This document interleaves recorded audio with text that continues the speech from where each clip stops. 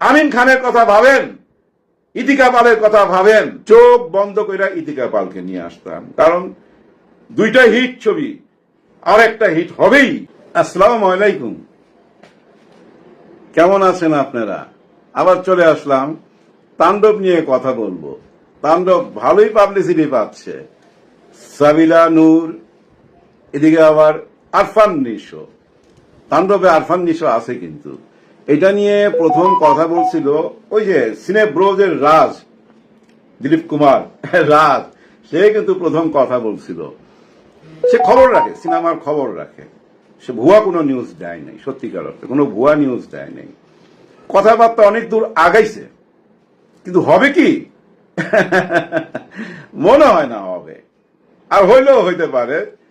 এটা হয় কি জানেন, দুজনেরই তো ছবি রিলিজ, মানে নিশোরও ছবি রিলিজ, শাকিব খানও ছবি রিলিজ।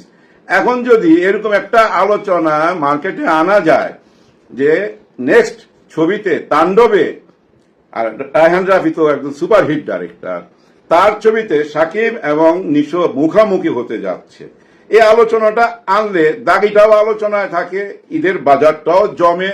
ওরকম একটা আলোচনা থেকে এই পর্যন্ত আইসা ঠেকছে।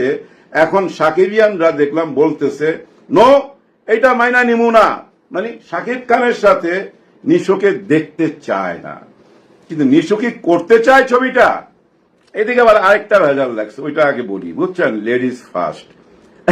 সাবিলা নূর, সাবিলা নূর এই ছবি ছেড়ে দিল না সাবিলা নূরকে বাদ দিল, এটাও কিন্তু এখন আলোচনা চলতেছে। সাবিলা নূরকে আমি দেখছি কিনা জানি না, আদর আজাদের অফিসে মনে হয় একদিন দেখা হয়েছে কোন একটা কারণে, অনেক দিন আগে, হয়তো বছর খানিক না আরো বেশি হবে, করোনার পরপরই। আমি ঠিক মনে নাই, আসলে নাও হইতে পারে উনি সাবিলা নূর। যদি উনি হয়ে থাকে আমি বলবো এক কথায় সুপার। হ্যাঁ, ওনার চাল চলন কথাবার্তা খুবই স্মার্ট, আর এমনিতেও উনি মনে করেন যে মিডিয়াতে পপুলার, এমন না যে একেবারে নতুন মুখ। আবার সাবিলা নূরের কথা আমি কিন্তু একবার বহু আগে, হ্যাঁ, আমি হিরোর মুখে শুনছিলাম, শাকিব খানের মুখে, এবং আপনারাও শুনছেন যে শাকিব খানের সাথে কাজ হতে যাচ্ছে সাবিলা নূরের। যাই হোক, ওগুলা আগের পুরনো কথা, সেলিব্রিটিদের নিয়ে এরকম আলোচনা হবেই। কিন্তু এই ছবিটা তাণ্ডবের 8 তারিখ শুটিং, হঠাৎ করে কেন বললো যে আমি এই ছবিটা করব না, বা ওই দিন শুটিংটা হয় নাই, কোন প্রবলেম? এমন তো না একটা ছবি বানাইতে এমন কিছু না যে ছবিটা আমি বানাইবার চিন্তা করলাম আর 2 দিন পরে শুটিং এ চলে গেলাম। এগুলো 6 মাস আগে টেবিল ওয়ার্ক হয়, বুঝছেন, গল্প শোনায়, সবকিছু নিয়ে আলোচনা হয়। সব আলোচনার পরে হঠাৎ কেন সরে গেল? হ্যাঁ, এই হঠাৎ সরে যাওয়াটা অধিকার আছে, হ্যাঁ অধিকার আছে, আবার বাদ দেওয়ারও অধিকার আছে, হইতেই পারে ভাই। এটা আপনাদের একটা পুরনো গল্প শোনাই। ছবির নাম মিন্টু আমার নাম। রোজিনা ম্যাডামের কথা তো আপনাদের মনেই আছে, সুপার হিট নায়িকা। উনি ছিলেন মিন্টু আমার নাম ছবির নায়িকা। তো উনি মেকআপ নিয়ে বসে আছেন, মেকআপে আসেন 4 ঘন্টা আগে বসে আছে। নায়ক আসলেন, আমাদের নায়ক ছিলেন সোহেল রানা, উনি আসলেন। তারপর কি আমি জানি না, কিছুক্ষণ পর দেখা গেল শুটিংটা প্যাক আপ হয়ে গেল, এবং নায়িকা রোজিনা বাদ পড়া গেল। ছবির নাম মিন্টু আমার নাম, সেট রেডি, সব রেডি। ওই ছবিতে 2-1 দিন পর শুটিং এ আসলো ববিতা ম্যাডাম, ববিতা ম্যাডাম, হ্যাঁ শুটিং এ আসলো। এখন মাঝখানের ঘটনাটা কি ঘটছিল আমি জানি না, যেহেতু ওই ইউনিটের লোক না। এরকম ঘটনা ঘটতে পারে এখানে, না ঠিক এরকম কিছু একটা ঘটনা ঘটছে, বুঝছেন, যে কোনো কারণে হোক। আমি মনে করি ছবির জন্য মঙ্গল হয়েছে। কারণ কি জানেন, ছবিটা শুটিং আরম্ভ হওয়ার পর, টাকা পয়সা খরচ হওয়ার পর যদি এরকম ঘটনা ঘটতো, তখন তো মেন্টাল একটা ডিস্টার্ব, টাকারও অপচয়। শুটিংই আসে নাই, শুটিং হয় নাই, কিন্তু অনেকে বলতেছে একদিন শুটিং করছে তারপরে চলে গেছে। না, একদিন শুটিং করলে তার দায়িত্ব সে পালন করতো।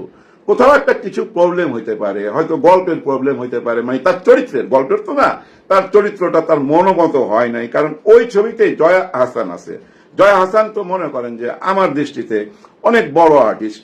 হ্যাঁ, ওনাকে ওই যে ফিল্ম ফেয়ারে, হ্যাঁ বাংলাদেশের বুঝছেন একমাত্র নায়িকা যাকে ফিল্ম ফেয়ারে রেড কার্পেট দিয়ে আদায় নিয়ে আসছে, সম্মান দিছে আমাদের দেশের। যাই হোক, উনি আছেন, এজন্য হয়তো যাই হোক, হ্যাঁ, এখন এটা নিয়ে আর কথা বলা ঠিক হবে না, যেহেতু মেয়ে মানুষের ব্যাপার।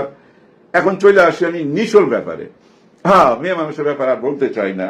এমনি এক বন্ধুরে বলছিলাম যে এসব নিয়ে কথা বলুন না, কিন্তু এই জন্য কথা বললাম যে আমি ওনাকে একদিন দেখছিলাম, আমার কাছে মনে হয়েছে যে হ্যাঁ, স্মার্ট, ছবির নায়িকা হওয়ার উপযুক্ত, একদম 100 হইলে ভালো হইতো তাণ্ডবের জন্য। হ্যাঁ, ভালো হইতো, কিন্তু ওই জায়গাটা কে আসবে এখন তাণ্ডবে?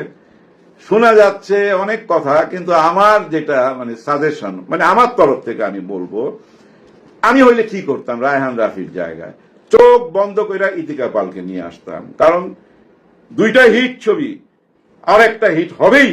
হ্যাঁ, জুটির প্রথা ভাই চলে চলে, ওই জুটিটা তো মারাত্মক। আর ইতিকা পাল তার লাস্ট ছবিতে যে অভিনয়টা করলো ভাই, বরবাদে, বুঝাই যায় যোগ্যতা আছে। তাকে যদি নিয়ে আসে ভালোই হবে, কিন্তু তাকে তো বললেই হবে না, কারণ ওইখানে জয়া আহসান আছেন, ওই চরিত্রটাই তো বড় হবে। তাহলে ইনাকেও বাদ দিতে হবে। হ্যাঁ, জয়াকেও বাদ দিয়া ওনাকে আনতে হবে, আবার নতুন সেটিং করতে হবে। যাই হোক, যাই কিছু হোক না কেন, ছবির পাবলিসিটি হইতেছে। আর নিশো ছবিতে আছে কিনা, আমার খুব ঘনিষ্ঠ জন বলছে আছে।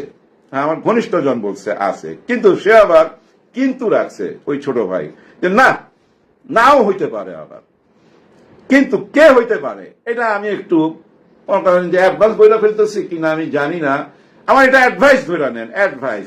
হ্যাঁ, যদি উনারা নেয় খুবই ভালো করবে।